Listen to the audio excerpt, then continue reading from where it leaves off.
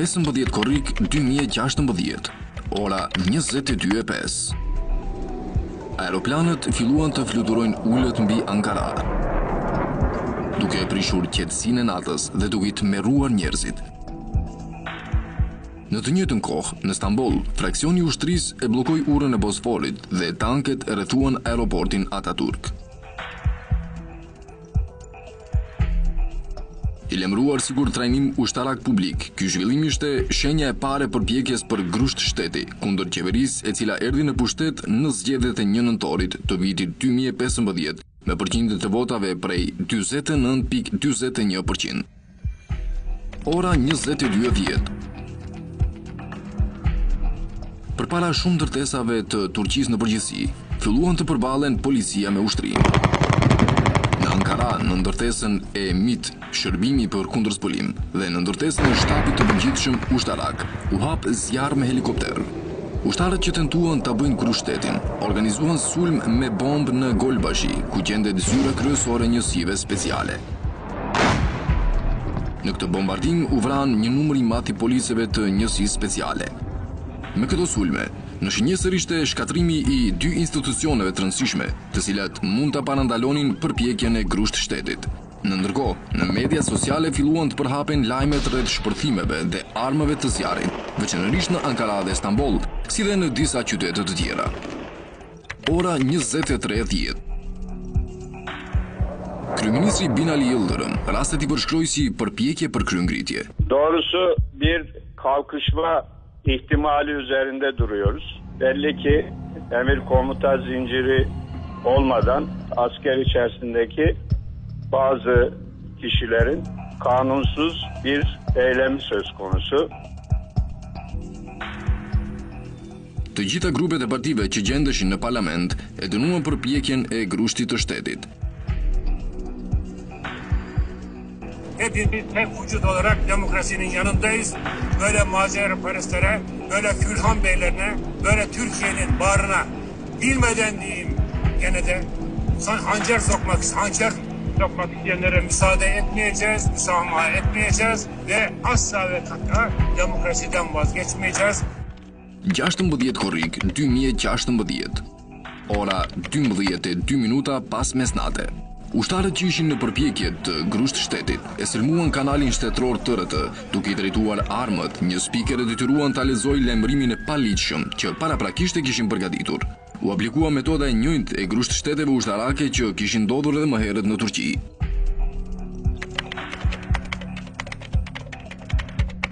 Pas leximit të lajmërimit, forcat e ushtrisë detare, komanda e ushtrisë së parë, komandanti i ushtrisë së tretë, komandanti i forcave speciale, shefi i operacioneve të xhandarmërisë, dhanë shpjegimin duke thënë: "Ne nuk e pranojmë këtë lajmërim."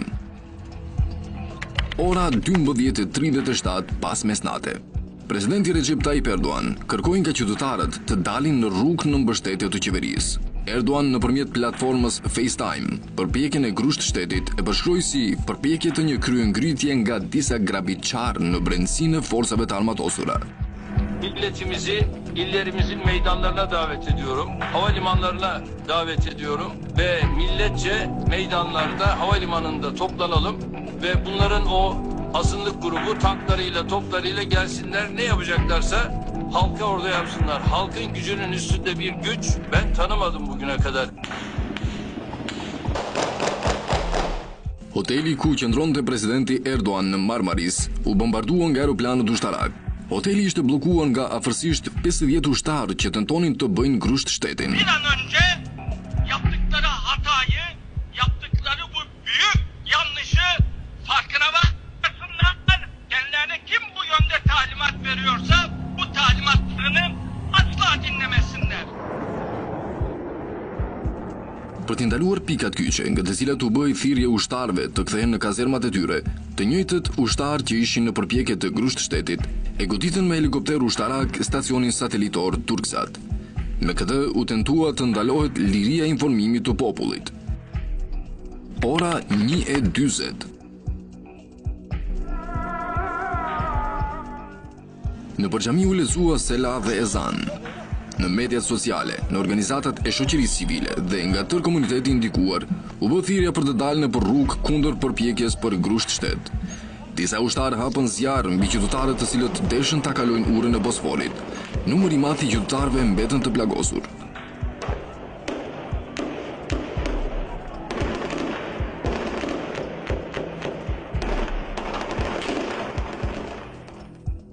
Ora 2:50.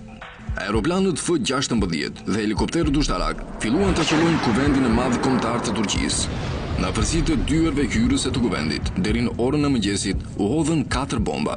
Deputetët dhe pjesëtarët e shtypit kaluan në përstrehimore.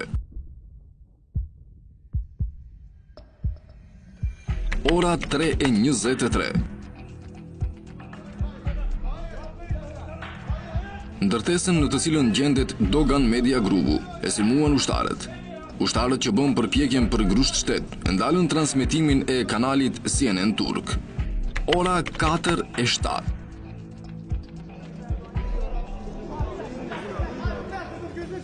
Presidenti Erdogan mbajti një fjalim në aeroportin Ataturk, në cilin e pritën një numër i madh i qytetarëve. Ne yazık ki silahlı kuvvetlerimizin içinde mevcuttur. Ora 6:26.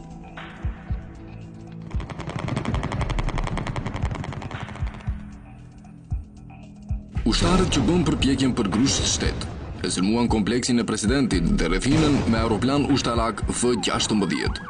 E humbën jetën një numër i madh i qytetarëve.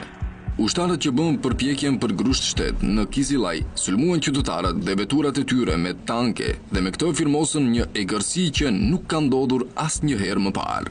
Shefi i shtabit gjeneral të forcave të armatosura, Hulusi Akar, ishte rrëmbyer nga puqistët, bashkë me të dhe disa komandantë tjerë.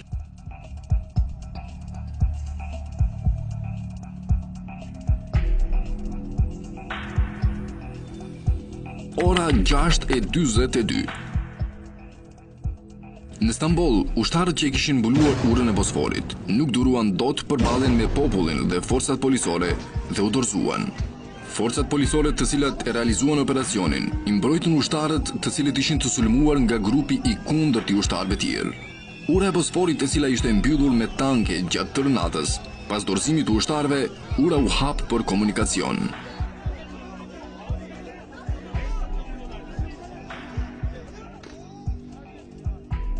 Ora 8:17. Në komandën kryesore të Gjandarmërisë u realizua operacion. U arrestuan paravorësisht 200 persona. Sipas sqarimit të dhënë nga Prokuroria Publike e Koxhaelit, janë arrestuar 23 tankistë dhe 13 ushtarë detar, të cilët bën përpjekje për grusht shtet. 2 vetura ambulance të cilat ishin rrëmbyer nga ushtarët që bën përpjekjen për grusht shtet, u shpëtuan pas operacionit të realizuar nga forcat policore. U shpëtuan shefi i shtabit të përgjithshëm Hulusi Akar dhe sekretari i përgjithshëm i presidentit Fahri Kasırga.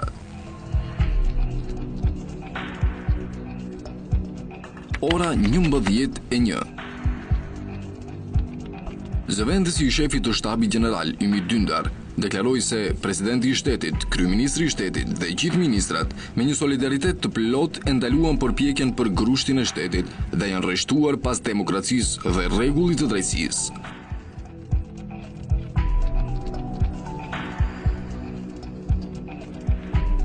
Ora 12:10. Hapësira ajrore që e kaplon edhe Stambollin është mbyllur për të gjitha lëvizjet e fluturimeve civile. Kjo ndalesë ishte tregues se ende nuk ka kaluar rreziku i grusht shtetit.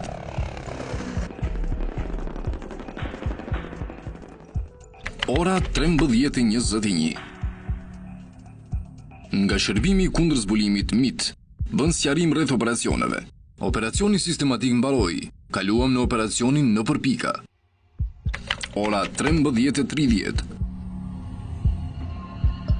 Disa nga pjesëtarët e përpjekjes për grusht shtet ikën në Greqi me helikopter duke kërkuar azil politik. Turqia kërkoi që të njëjtit të dorëzohen para shtetit të tyre.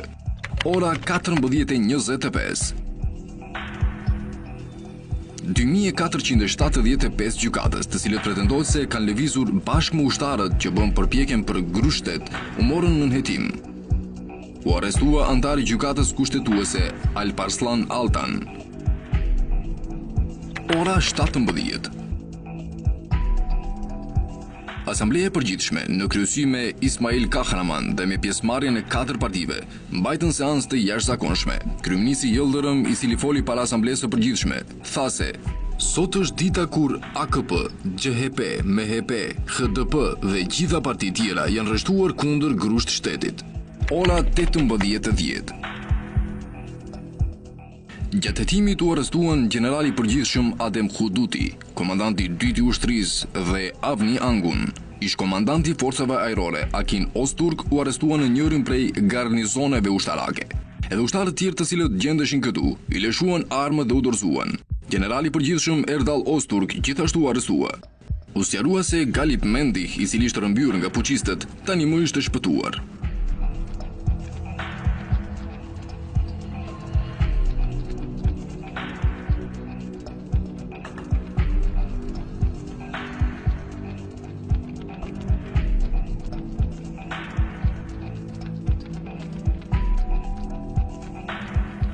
Ora 21:35. Derisa arrestohej Erhan Baltaçioğlu gjatë operacionit të arrestimeve të puçistëve, mundësoi që Xhelal Akyıldız, general në ushtri, të kapet në Stamboll.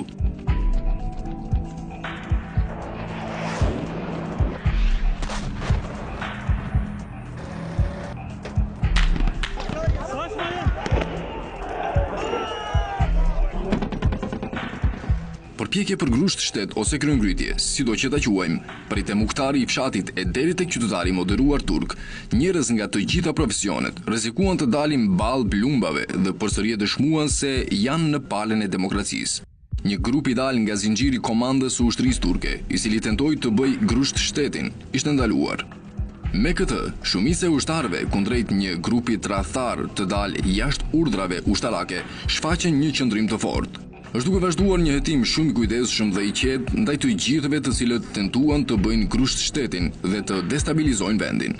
Prej moshës 7 e deri në moshën 77 vjeçe, populli turk dëshmoi guximin, trimërinë dhe mbrojti demokracinë e vet, dhe me këtë është bërë forca më e madhe që ndaloi përpjekjen për grusht shtet.